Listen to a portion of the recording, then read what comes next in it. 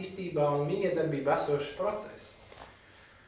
Jo tā lielā problēma ir tas, ka mums ir tā sajūta, ka tās lietas ir iekapsulētas.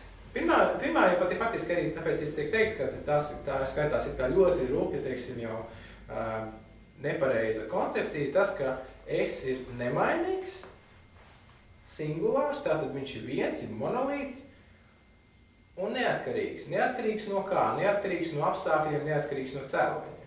Tātad ir kā no savas puses. Viss nāk no viņa paša puses, no viņa paša noteiktās puses. Tas ir tas, teiksim, tas pirmais ir kā zivspulces uzņēmums.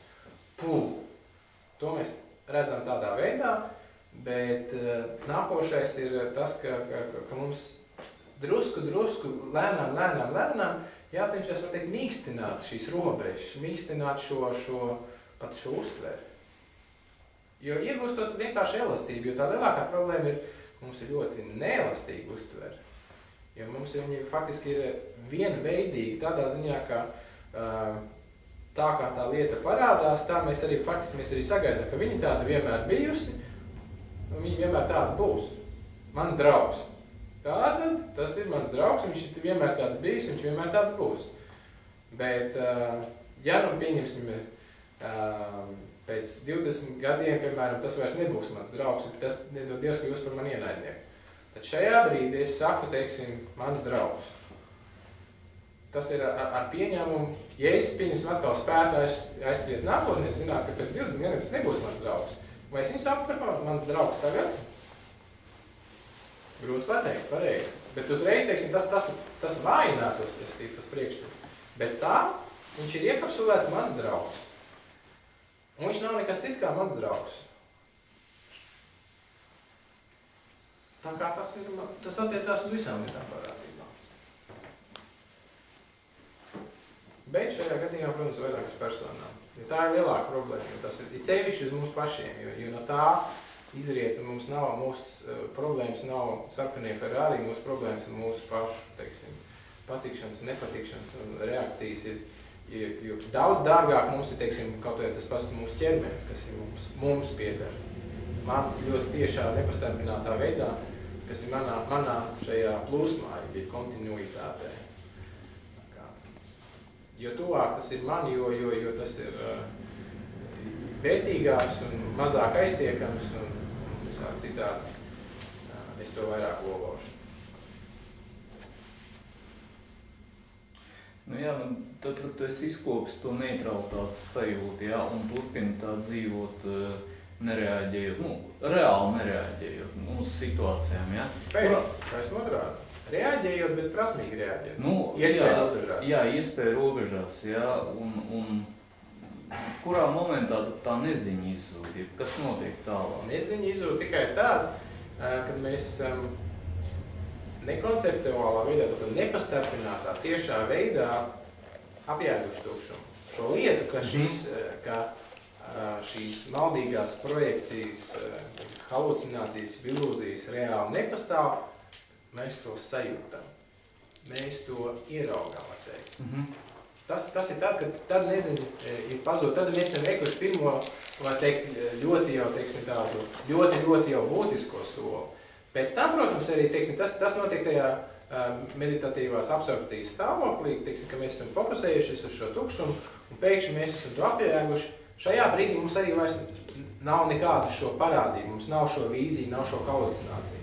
Bet pēc tam, kad mēs esam beiguši savu meditāciju, mēs izējam no šī meditācijas stāvokļa, lietas atkal parādās tādas, kā viņas bija iepriekš. Bet atšķirība ļoti būtiska, viņi saka, teiksim, tas ir pilnīgi caurvīja, piesūcina visu mūsu pieredzi to, ka es tam vairs neticu.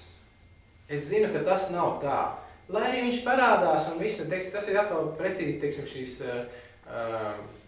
mirāžas variants, es zinu 100 punktu, šitāds parādās, bet tā ir mirāža. Tas nav tas, kas reāli tur ir.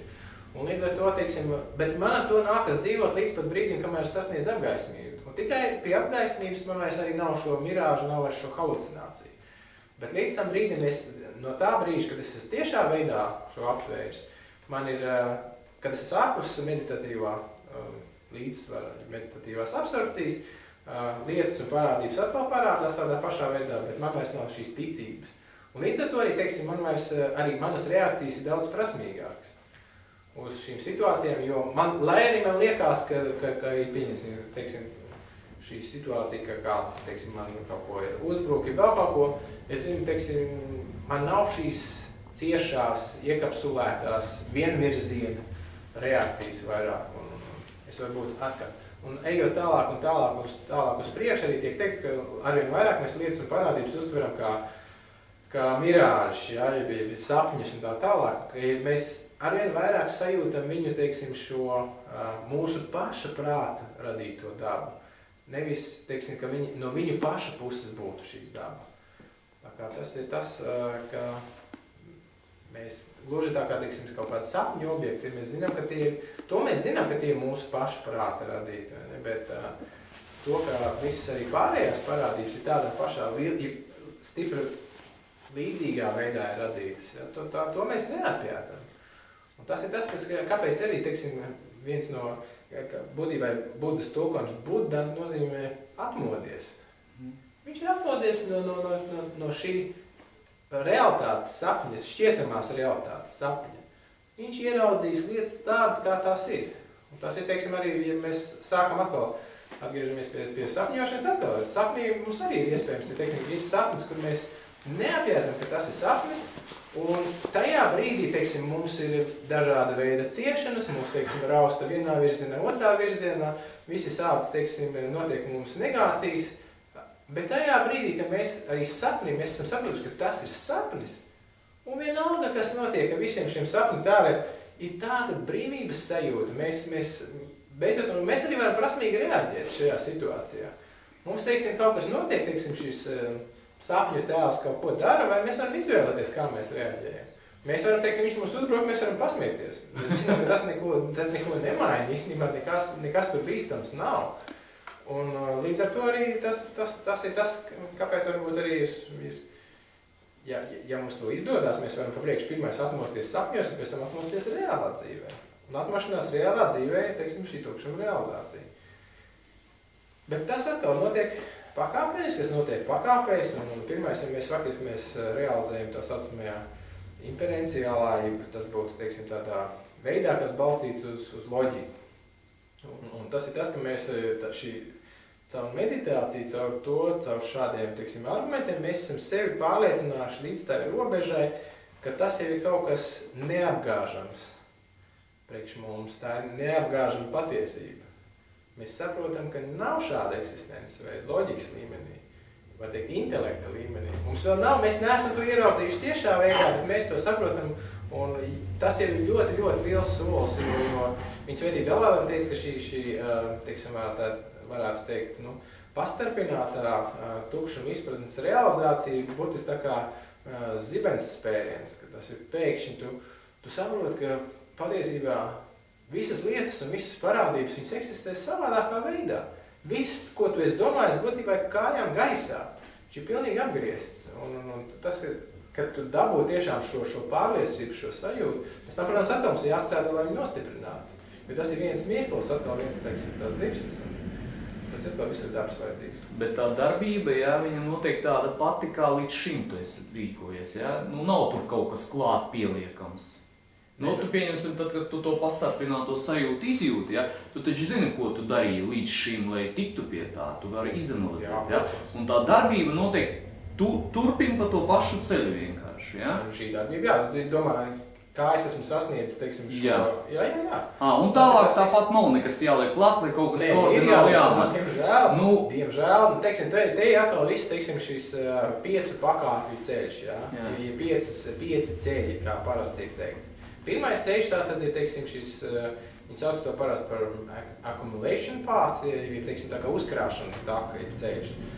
Šīs takas, teiksim, ietvaros mēs attīstam šo šamatu, ja, ir koncentrāciju. Kas ir instruments? Papriekš mums ir nepieciešami tehniskie instrumenti. Ja mums ir nepieciešams spēcīgs prāts, neizsmērēts diskursīvs, kas nav diskursīvs prāts, jo šāds prāts ir būtībā darboties nespējīgs. Tātad līdz ar to pirmais ir, teiksim, es strādāju to, lai es dabūtu koncentrāciju.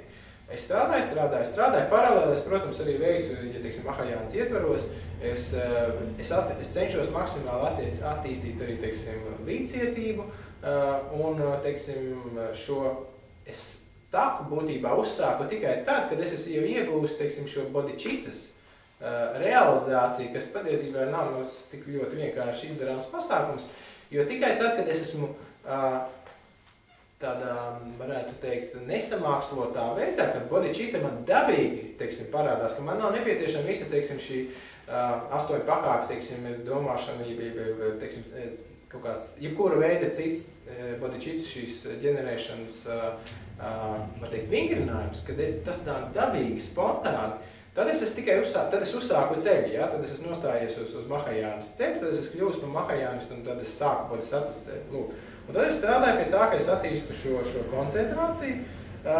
Tajā brīdī, kad, un pēc tam, kad es esmu dabūjis šamatu, es strādāju pie nākošais, es cenšos attīstīt tā saucamo vipašanu, jeb speciālu ieskatu, kas būtībā ir analītiska gudrība. Un šī analītiska gudrība, teiksim, ir vērsta uz šo tukšumu izpratni. Ja? Un tad, kad es esmu sasniedzis šo šamatas un vipašanas šo apvienojumu, ja? Kas nozīmē, ka man ir instruments, kas ir, teiksim, ass kā nazis, analītiskā ziņā, bet es viņu spēju noturēt, teiksim, uz šo tukšumu koncentrētu ar šo šamatas spēku. Un to, kad es esmu spēju šos divu instrumentu apkopojumu, tātad ar šo divu instrumentu apkopojumu es spēju šo virzīt uz šo tukšumu, tad es sasniedzu šo sagatavošanās taku. Ja? Šis ir sagatavošanās takas, teiksim, rezultāts. Un pēc tam nākošais jau, kad es izmantojot šo instrumentu kombināciju un meditējot ar to par tukšumu, kad es ieraugu, sajūtu, tiešā veidā realizēju tukšumu, tad es esmu sasniedzis redzēšanas taku saucamo. Pēc redzēšanas takas nākošais ir, protams, tas ir viens brīdis, kad tas ir, protams, ļoti liels sasniegums. Ar tajā brīdī es iznīcinu visas šīs iegūtās, var teikt, traucējošās emocijas, visas nepareizās iegūtās, var teikt, teorijas un priekšstats, bet man paliek visi, teiksim, var teikt, tā kā iedzimtie, teiksim, tie, kas man nāk līdz bagāžā daudz fundamentālāk nosēdinātie piesārņojumi, no kuriem man jātiek vaļā, teiksim, tas notiek pakāpeniski atkal uz tā saucamās meditācijas takas, kas seko šeit tātad, var teikt, redzēšanas takai. Un pēc tam, kad es esmu caur šo meditācijas taku atkal meditējot par tukšumu un paralēli, teiksim, uzkrājot nopelnus ar metodas pusi, tad beigās es nonāku pie Budas stāvokļa, kad man visas, teiksim, gan traucējošās emocijas, gan šie viszinības traucējumi, tie visi ir novērsti. Es esmu atbrīvojies no visiem piesārņojumiem. Es esmu sasniedzis maksimālo potenciālu, un tas ir Budas stāvoklis, un šajā brīdī tad es uzsāku šo, viņu sauc, nemācīšanās taku, jo man vairs nekas nav jāmācās, man vairs nekas nav jādara. Es esmu visu savu, teiksim, šo nepieciešamos darbiņus veicis, es esmu sasniedzis pilnīgi, tālāk vairs nav iespējams neko vairāk izdarīt, un šajā brīdī es esmu arī maksimāli noderīgs pārējām būtnēm, es varu maksimāli efektīvā veidā viņiem palīdzēt. Tas ir tas, kā mēs ejam, teiksim, pakāpeniski cauri.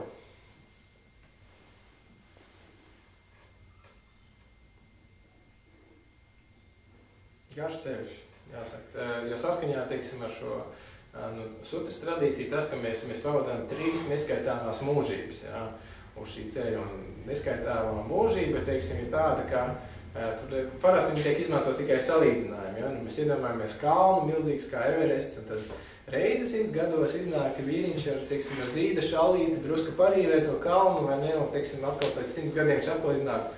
Un, kad tas kalns ir šādā veidā norušināts, tad vēl nav pagājis pat šī, teiksim, neskaitāmā mūžība. Ja? Tā kā tas ir tāds diezgan iedvesmojošs, protams, salīdzinājums, bet atkal, protams, ir dažādas tās interpretācijas par to, ko tieši tas specifiski nozīmē, jo mēs ar dažādām praksēm mēs varam uzkrāt ļoti liels nopelnus, un varbūt mēs uzkrājam īsākā laikā nopelnus, kas būtu samērojami.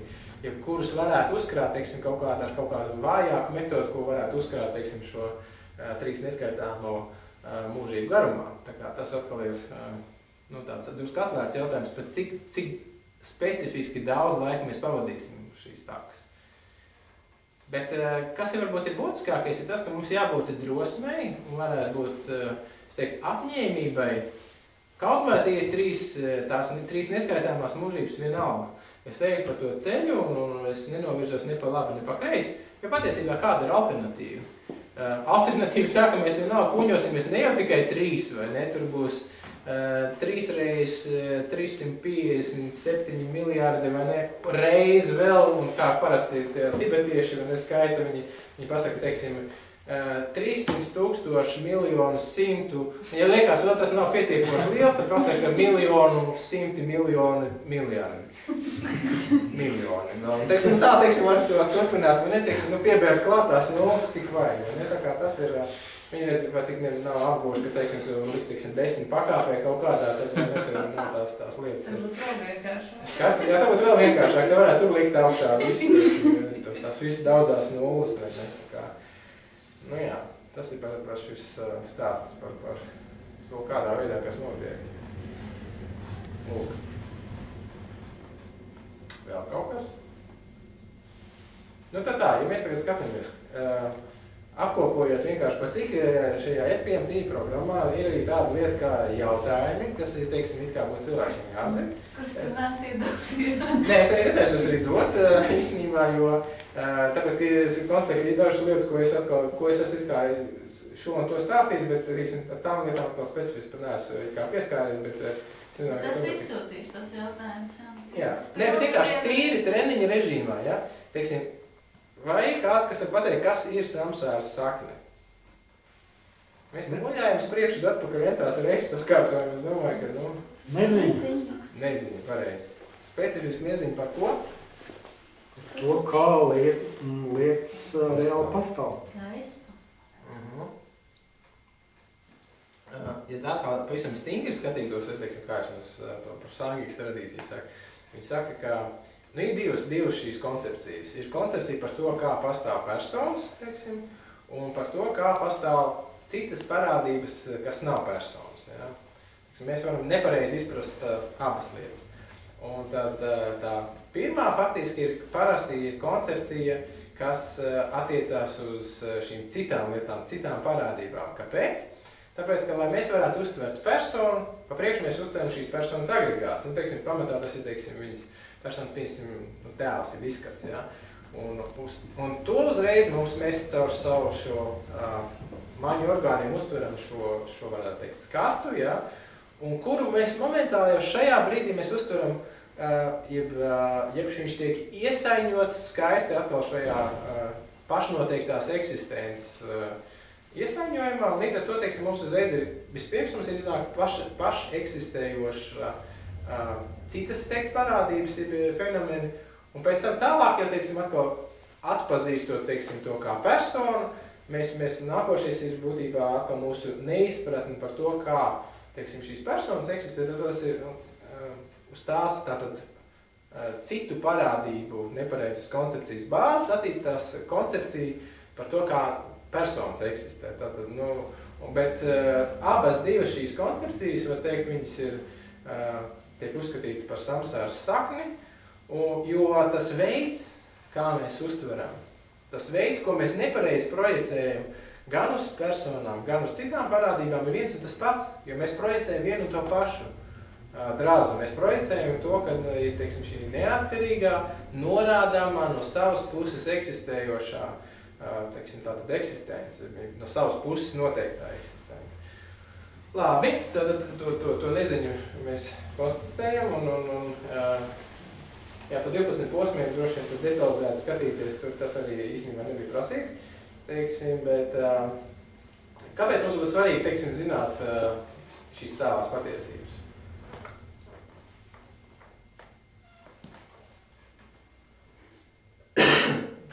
Nu, galvā filozofiskās teorijas daudzas un dažādas.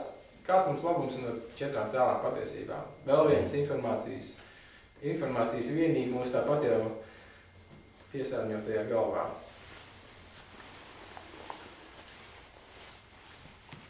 Viņas tā kā norāda kaut kādu virzienu. Viņas daļai parāda realitātes būtību.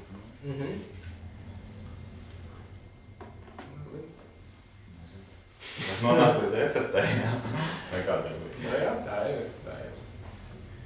Teicim, kāda bija šī analoģija, kas ir norādīta Maitrejas Uttara tantrā? Kāds atcerās?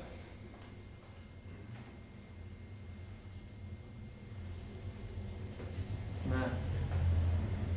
Buda kā ārsts. Varu skaitīt? Kas tur kā tur bija? Ka viņš spēj, dod to recepti, jā, bet, tās... Pagaidām, viss nesākās ar recepti. Viņš uzstāv diagnozi. Pareizi, jā. Diagnozi, kas mēs esam slimi. Jā. Labi, tālāk. Mums ir vajadzīgs zāles. Mūžā. Kas ir tas? Pareizi. Slimības cēlonis ir? Neziņa, viena pati? Ar traucējušām emocijām. Parasti tiek teikts, ka karma un traucējušās emocijas, jo īstenībā faktiski traucējušās emocijas rada karmu, bet arī pēc tam karmu savukārt rada šīs traucējušās emocijas. Tas ir bet tāpēc saka, karma un traucējušās emocijas ir tas ir cēlonis, tas ir otrā patiesība. Un tad? Nu jā. Ir iespējams izvesaļoties. Pareizi. Un priekš tā, tad mēs beidzot esam nonākuši līdz... Nu redz, cik jauki. Esam arī tik tālu patikuši skaidrībā. Nu labi. Nu labi, tad es nezinu, vēl kādu jautājumu?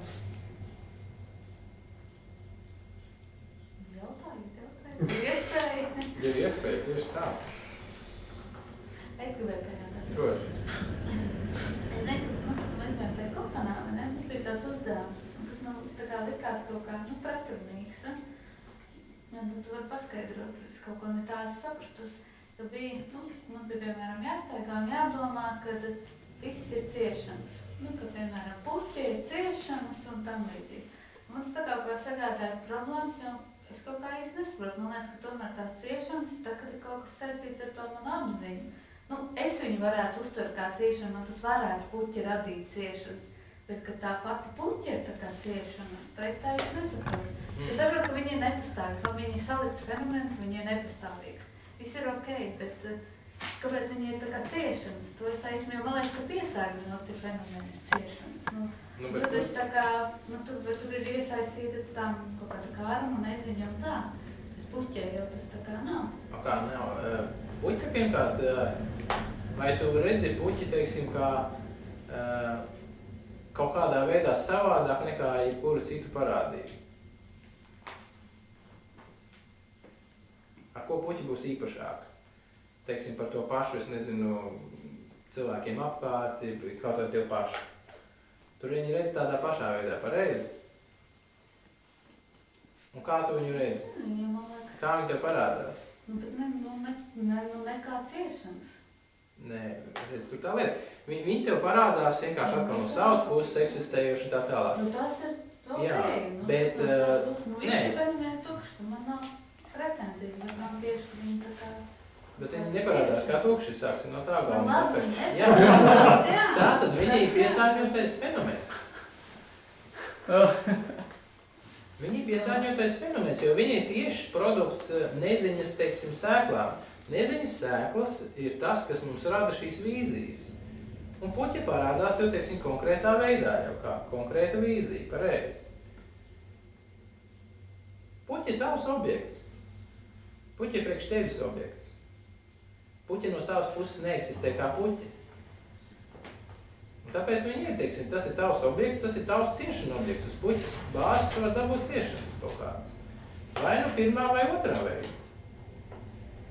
Tev puķi var patikt, tev puķi var nepatikt, pareizi. Tāpēc viņi ir ciešana dabā. Pats saldējums ir ciešana dabā.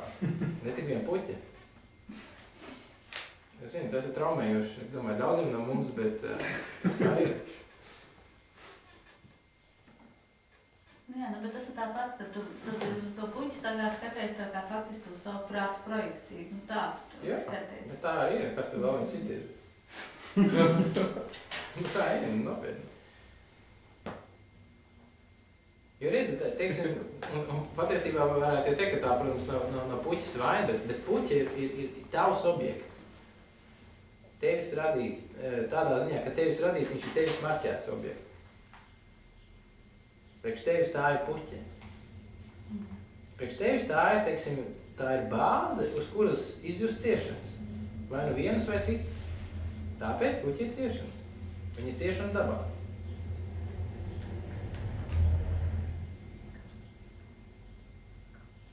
Un tu sajūti arī puķi kā ciešanas? Nē. Nu redz, tad tev vēl jāsteigā ir apkārt, un vēl jādomā, kur teiksim, kaut kādā. Ka viņi nepastāvīgi, protams, tā kā varēs arī. Nē, tas ir tas jautājums, jo godīgi sakot, atkal ir sistēmas, kur tā lieta aiziet vēl tālāk. Ja? Interesants ir, piemēram, vai Baši, kas ir, teiksim, šī vienajāds, teiksim, šīm skolām, bija pieņēmums, ir, piemēram, ka ārhatiem ir iespējams šīs pēc šīs, nevis apgaismības, bet atbrīvošanās sasniegšanas ir iespējama degenerācija. Viņiem ir iespējama šī traucējošo emociju atgriešanās. Un kāpēc tas ir tā? Tāpēc, ka šajā skolā tiek pieņemts, lai šī traucējošā emocija rastos, ir nepieciešams 3 faktiski cēlumi. Pirmais ir tas, ka tev nav, teiksim, pilnībā, tu neesi pilnībā atbrīvojies no šīm traucējošām emocijām, neesi izskaudzis, kas, mēs varētu teikt, uz ārkatiem neatiecās, viņi ir pilnībā izskauduši. Otrs ir tas, ir piesārņota objekta tuvums. Un trešais ir nepareiza šī mentālā uzmanība, varētu tā viņu nosaukt, varbūt improper mental elaboration. Bet šajā gadījumā tas traumējošais faktors ir tas, ir šī piesārņotā objekta tuvums. Un no 6 ārkārtu tipiem tikai viens ir, teiksim, tāds, kas nevar deģenerēties. Kas ir tādā ziņā tie kas ir, var teikt, visspēcīgākais šis parāta tips. Pārējie nonākot saskarē ar piesārņotiem objektiem. Un piesārņots ir jebkas, izņemot, teiksim, atkal šīs tīrās takas un šo tīro taku rezultāts, tātad tīrās, var teikt, apturēšanas cessations, jā, teiksim, šos izbeigšanās, jā. Un telpu, viss pārējais ir piesārņots. Un tad nabaga ārkārts, vai ne, viņš ir tur strādājis, atspēries, ir iegūst tagad šo atbrīvošanos, un te, teiksim, viņam ir tā puķi atkal ir priekšā, vai ne, un uz puķis bāzes viņš, saproties, atkal dabū šīs traucējušās emocijas, piemēram. Un tad, bet atkal, kas ir labā ziņa, ka šajā sistēmā ļoti vispār interesanti pieņēmumi savdabīgi ir tas, ka tas ārkārts, viņš nevar nomirt, pirms viņš nav, teiksim, šo deģenerāciju novērsis. Bet man liekas diezgan savdabīgi, tad viņš varētu it kā dzīvot, gan jau kaut kādu, vai nekad jau galīgi gribējuši mirt, tad arī novērsīšu to, bet, nu, it kā, es nezinu, kā viņi to skaidrot, to detalizēt, bet, nu, tāpēc ir tajās zemākajās skolās, tajos pieņēmumos visādi jancīgi pieņēmumi, kas ir diezgan pretrunīgi, vai ne, bet tur ir atkal tas, ka objektos slēpjās tā problēma. Par Sangīku, protams, teikt, ka ne jau objektā ir tā problēma. Problēma viss ir šeit, vai ne, ka, teiksim, tas, kā mēs tvēram tās lietas. Nu, tu tāpēc jau es tā brīnos, Jā, ka es to puķi piesārņoju. Bet puķi tieši tā, puķi ir tavs objekts, tevis marķēts un radīts objekts. Tādā ziņā kā puķi. Tas pasākums, kā viņš tur eksistē, viņš neeksistē no savas puses kā puķi. Un puķi ir kā bāze, kaut ko kā bāze, lai tu varētu izjust kaut kādas ciešanas. Un tik ilgi, kamēr tev būs šīs un atkal par Sangīkas ietvaros, piesārņojums ir savādāk. Piesārņojums ir neziņa un neziņas sēklas. Ja? Tātad neziņa ir būtībā pieķeršanās un ticēšana šo neziņas sēklu radītajām projekcijām, jeb halucinācijām. Tātad